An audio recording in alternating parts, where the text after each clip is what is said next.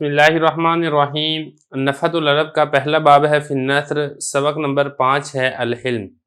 بردباری کا ایک واقعہ آپ پہلے پڑھ چکے ہیں۔ آج کے اس ویڈیو کے اندر اسی سے متعلقہ دوسرے واقعے کا کچھ حصہ پڑھیں گے۔ عبارت دیکھ لیں، پھر اس کا ترجمہ کریں گے، لغوی صرفی تحقیق اور آخر میں تشریح کریں گے۔ روت طبرانی وابن حبان والبیہقی عن اجل احبار الیہود الذین اسلموا انہ قال لم یبق من علامات النبوۃ شیء الا وقد عرفتہ فی وجہ محمد صلی اللہ علیہ وسلم حین نظرت الیہ الا اثنین لم اخبرہما منہ یسبق حلمہ جہلہ ولا یزید شدت الجہل علیہ الا حلما فکنت اتلطف له لان اخالطہ فاعرف حلمہ وجہلہ فابتعت منہ تمرا الى اجل فاعطیتہ الثمن فلما کان قبیل محل الاجل بیومین او ثلاثۃ اتیتہ فاخذت بمجامع قمیصہ وردائہ ونظرت الیہ بوجہ غلیظ ثم قلت الا تقزینی یا محمد حقی فواللہ انکم یا بنی عبد المطلب ذو مطل۔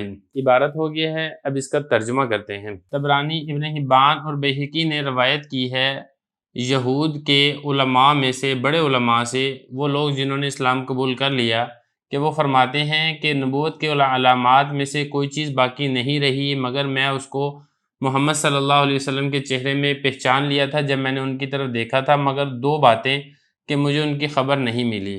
ایک یہ کہ ان کی بردباری ان کی نادانی پر سبقت لے جاتی ہے، اور ان پر جہالت کی زیادتی کرنا نہیں بڑھاتی ان کو مگر بردباری میں۔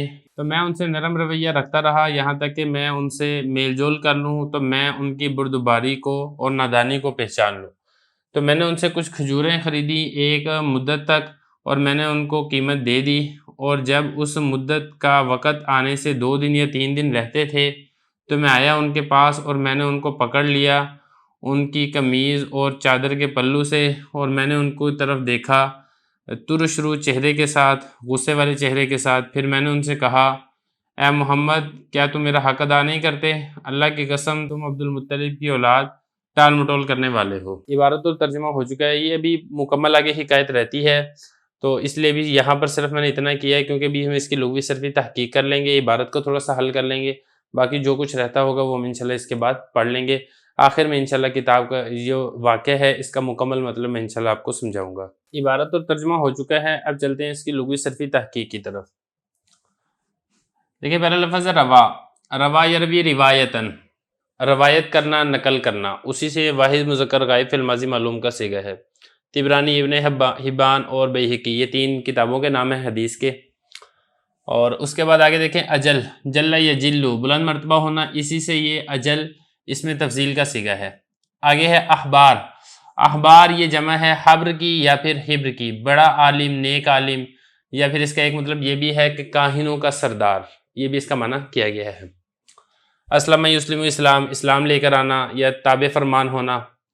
آگے دیکھیں قال یقولو، کہنا، یب کا باقی ہے، یب کا باقی ہونا۔ علامات، علامت کی جمع ہے۔ عرفت، عرف یعرف، پہچاننا۔ نظر ینظر، نظرن دیکھنا۔ اخبر، اخبر یخبر، اخبار، خبر دینا، تو اسی سے یہ اخبر ہے واحد متکلم مضارع مجہول کا صیغہ، مجھے خبر نہیں دی گئی۔ اس کے بعد اگلا لفظ دیکھیں یسبقو، سبقہ یسبقو، اس کا مطلب ہوتا ہے باب ضربہ ہے، اس کا آگے بڑھ جانا۔ اور اس کے بعد آگے دیکھیں جہل، جاہلہ یجہلو، اس کا مطلب ہوتا ہے جہالت کرنا، گوار پن، نادانی کرنا، اس طرح کا اس کا معنی ہوتا ہے۔ اس کے زیادہ یزیدو، اضافہ ہونا، زیادہ ہونا۔ اور اس کے بعد ہے کہ اتلطف، یہ تلطف باب تفاعل سے یہ واحد متکلم کا صیغہ ہے۔ تلطفہ یا تلطف، تلطفاً، مہربانی کرنا اور نرم سلوک کرنا، یہ اس کا مطلب ہے۔ خالط یخالط، مخالطتاً، ملنا، قریب ہونا، یہ اس کا معنی ہے۔ فابتعت، ابتعت، ابتاع یبتاع، ابتیاعاً، باب افتعال ہے، کسی سے کوئی چیز خریدنا، اس سے واحد متکلم فی الماضی معلوم کا صیغہ ہے۔ اس کے بعد اب آگے دیکھیں آتا یعطیتان، دینا، اور یہ قبل اس کی تصغیر ہے، قبیل، قبل سے کم۔ اخذا یاخذ اخذاً، پکڑنا، لینا۔ مجامع، یہ مجمع کی جمع ہے۔ مجمع القمیص، قمیص کے کنارے کو کہتے ہیں، یعنی قمیص کے کنارے سے اور چادر کے کنارے سے میں نے پکڑا۔ نظر ینظر، دیکھنا، غلیظ، سخت۔ اس کے بعد تقزینی، قضا یقضی اس کا مطلب ہوتا ہے دینا، ادا کرنا، تو اسی سے یہ تقضی واحد مذکر مخاطب کا صیغہ ہے، نون وقایہ کی، یا ضمیر یہ مفعول کی ہے۔ اور اس کے بعد مطلب یہ کہتے ہیں ٹال مٹول کو، ذو اس کی جمع ہے ذوو، ٹال مٹول والے ہیں۔ تو یہ اس میں تھوڑی سی لغوی صرفی تحقیق ہے، وہ میں نے آپ کو بتا دی ہے۔ اب عبارت میں کچھ ضمیریں وغیرہ وہ آپ دیکھ لیں۔ دیکھیں یہ جو سارے ہیں طبرانی، ابن حبان اور بیہقی، یہ سارے معطوف علیہ معطوف مل کر یہ روا کا فاعل بنیں گے۔ یہ جو اخبار ہے یہ مضاف ہے، اور یہود یہ مضاف الیہ ہے، یہ مضاف الیہ یہ بنے گا موصوف، اور یہ جو ہے نا اسم موصول، یہ سارا آگے جملہ ہو کر یہ اسی جو موصوف ہے اسی کی صفت بنے گا۔ لم یبقى من علامات النبوۃ شیء، یہ جو شیء ہے یہ اسی لم یبقى کا فاعل ہے، اور یہ من بیانیہ ہے۔ اور الا وقد عرفتہ، یہ جو ہو ضمیر ہے یہ اسی شیء کی طرح لوٹ رہی ہے۔ فی وجہ محمد صلی اللہ علیہ وسلم نظرت الیہ، یہ جو نظرت میں اس کے بعد الیہ ہے، یہ جو ہی ضمیر ہے یہ اس محمد صلی اللہ علیہ وسلم کی طرف لوٹ رہی ہے۔ الا اثنین لم اخبر ہما، ہما ضمیر یہ اثنین کی طرف لوٹ رہی ہے، مگر مجھے ان میں سے کوئی چیز خبر نہیں دی گئی۔ آگے دیکھیں یسبقو، یہ جو حلم ہے اس کو آپ نے اس کا فاعل بنانا ہے یسبقو کا، اور یہ جو جہل ہے یہ اسی کا مفعول بنے گا۔ ولا یزیدو، یہ جو شدت ہے یہ اسی یزیدو کا آپ نے فاعل بنانا ہے۔ شدت الجہل علیہ لا علما، کہ جو جہالت کی شدت ہے وہ زیادہ نہیں کرتی، وہ اضافہ نہیں کرتی سوائے بردباری کے۔ آگے فکنتو اتلطف لہو، یہ جو لہو میں ہو ضمیر ہے یہ محمد صلی اللہ علیہ وسلم کی طرف لوٹ رہی ہے۔ لأن اخالطہ، یہاں پر بھی جو ہو ضمیر ہے یہ بھی اسی طرح لوٹ رہی ہے۔ حلمہ، یہ بھی محمد صلی اللہ علیہ وسلم کی طرف، اور جہلہ یہ بھی اسی محمد صلی اللہ علیہ وسلم کی طرف ضمیر لوٹ رہی ہے۔ آگے بھی دیکھیں، آگے بھی ایسے فابتعت منہ، میں نے ان سے خریدا، کن سے خریدا؟ یہاں پر بھی وہی ضمیر ہے جو محمد صلی اللہ علیہ وسلم کی طرف لوٹ رہی ہے۔ فآتیت، میں نے دے دیا ان کو، کن کو؟ یہ ہو ضمیر یہ اسی محمد صلی اللہ علیہ وسلم کی طرف لوٹ رہی ہے۔ سمن، اس کی قیمت دے دی۔ قبیل، تھوڑا سا وقت، بیومین و ثلاثۃ اتیتہ، یہ بھی ہو ضمیر محمد صلی اللہ علیہ وسلم کی طرف لوٹ رہی ہے۔ اور قمیصی ہی وردائی، یہاں پر بھی ضمیر یہ نبی کریم صلی اللہ علیہ وسلم کی طرف لوٹ رہی ہے، یہاں پر بھی وہی ہے الیہ، اسی نبی کریم صلی اللہ علیہ وسلم کی طرف ضمیر لوٹ رہی ہے۔ اور ثم قلت الا تقزینی یا محمد حقی، اے محمد صلی اللہ علیہ وسلم کیا میرا آپ حق ادا نہیں کرتے؟ اللہ کی قسم بنو عبد المطلب آپ لوگ تو ٹال مٹول کرنے والے ہو۔ بہرحال یہ کچھ ضمیریں وغیرہ تھی جو میں نے آپ کو بتانی یہاں پہ ضروری سمجھی تاکہ عبارت یہ حل ہو جائے۔ اچھا اب اس میں چلتے ہیں، اس کی تھوڑی سی تشریح بھی آپ دیکھ لیں تو پھر تاکہ بات کو سمجھنا ذرا آسان ہو جائے گا۔ باقی جو رہ جائے گا وہ ہم انشاءاللہ اسی سبق کے تیسرے پارٹ کے اندر کریں گے۔ دیکھیں ایک روایت ہے جس سے نبی کریم صلی اللہ علیہ وسلم کا حلم یعنی بردباری ہونا یہ ثابت ہو رہا ہے۔ یہ روایت کیا ہے کہ یہودیوں کے ایک بڑے عالم نے کہا تھا کہ میں نے نبی کریم صلی اللہ علیہ وسلم کے بارے میں نبوت کی جتنی علامات تھی وہ میں پہچان چکا تھا آپ صلی اللہ علیہ وسلم کے چہرے میں، لیکن دو علامتیں ایسے تھیں جن کے بارے میں مجھے علم تھا، میں اس کی پہچان کرنا چاہتا تھا۔ وہ دو علامتیں کون سی تھی؟ وہ یہ تھی کہ یسبقو حلمہ جہلہ، کہ ان کی جو بردباری ہے ان کی نادانی سے سبقت لے جائے گی۔ دیکھیں بعضوں کا جب آدمی کو غصہ چڑھ جاتا ہے تو غصے کے وقت وہ ایسی حرکتیں کر دیتا ہے جو آدمی کی شان اور اس کے وقار سے خلاف ہوتی ہے۔ تو ایک آدمی جو بردبار ہوتا ہے اور ایک آدمی جو حلیم الطبع ہوتا ہے وہ غصے کے اندر کوئی ایسی حرکت نہیں کرتا جو اس کی شان اور اس کی عظمت کے خلاف ہوتی ہے۔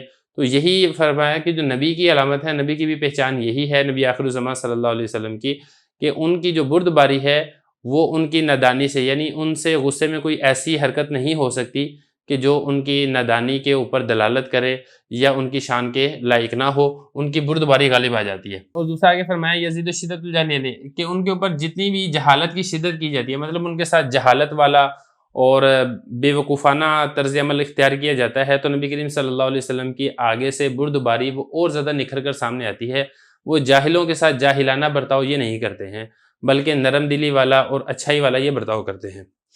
تو اب یہ جو تھے نا، یہ جو دو خوبیاں تھی، اس کو ٹیسٹ کرنے کے لیے وہ فرماتے ہیں کہ میں ان سے نرم مزاجی کے ساتھ ملتا رہا اور میں ان کے قریب ہوتا رہا، لأن اخالطہ، تاکہ میں نبی کریم صلی اللہ علیہ وسلم کے مزید قریب آ جاؤں اور میں ان کے بردباری کو پہچان لوں، اور میں یہ بھی پہچان لوں کہ آیا یہ نادانی کے اندر کوئی ایسی حرکت تو نہیں کرتے جو کہ نبوت کی شان کے خلاف ہو۔ تو کہتے ہیں کہ میں نے نبی کریم صلی اللہ علیہ وسلم سے کھجوریں لے لی ایک مدت کے وقت تک، اور میں نے ان کو قیمت ایڈوانس دے دی۔ مطلب یہ تھا کہ جو طے کر لی کھجوروں کی قیمت کہ یہ کھجوریں ہیں میں اتنے روپے کی آپ سے خریدتا ہوں، درہم دینار جو بھی ہوں گے، اور میں نے جو اس کی قیمت تھی وہ میں نے دے دی، اور ایک وقت ہمارا طے ہو گیا کہ اس وقت پر نبی کریم صلی اللہ علیہ وسلم مجھے کھجوریں دیں گے۔ پھر یہ کہ جو ابھی وہ وقت طے ہوا تھا اس میں 2 یا 3 دن ابھی باقی تھے، میں پہلے ہی آ گیا، اور آتے ساتھ ہی میں نے تقاضا کس طریقے سے کیا ہے، جاہلانہ طریقے سے تقاضا کیا ہے کہ نبی کریم صلی اللہ علیہ وسلم کا جو قمیض تھی اس کا کنارہ اور جو چادر کا کنارہ تھا اس کو پکڑ کے جھنجھوڑا، اور ونظرت الیہ بوجہ غلیظ، اور غصے والے چہرے کے ساتھ نبی کریم صلی اللہ علیہ وسلم کی طرف دیکھا، اور پھر اس کے بعد یہ کہا الا تقضین یا محمد حقی، اے محمد کیا آپ میرا حق نہیں دیتے مجھے، یعنی جو کھجوریں آپ سے میری طے ہوئی تھی وہ میری کھجوریں واپس نہیں کرتے۔ تو ابھی یہ زیادتی تھی کہ ابھی 2 اور 3 دن ابھی باقی تھے، 2 دن یا 3 دن پہلے ہی آ کے اس طریقے سے تقاضا کرنا شروع کر دیا۔ پھر آگے یہ بھی کہا چڑھانے کے لیے، جیسے بندہ طنز کرتا ہے نا، تو طنز کرتے ہوئے یہ بھی کہا کہ عبد المطلب کی جو اولادیں ہیں وہ یہی کام کرتی ہیں، وہ ٹال مٹول کرتی ہیں، جو اپنے وعدے کو پورا نہیں کرتی۔ تو مقصد کیا تھا؟ مقصد یہ تھا کہ نبی کریم صلی اللہ علیہ وسلم کی بردباری کا امتحان لینا تھا۔ تو بہرحال اس جو ویڈیو کا حصہ اس کو یہاں پہ مکمل کرتے ہیں، باقی جو رہ جائے گا وہ ہم انشاءاللہ اسی ویڈیو کے اگلے پارٹ کے اندر کور کریں گے۔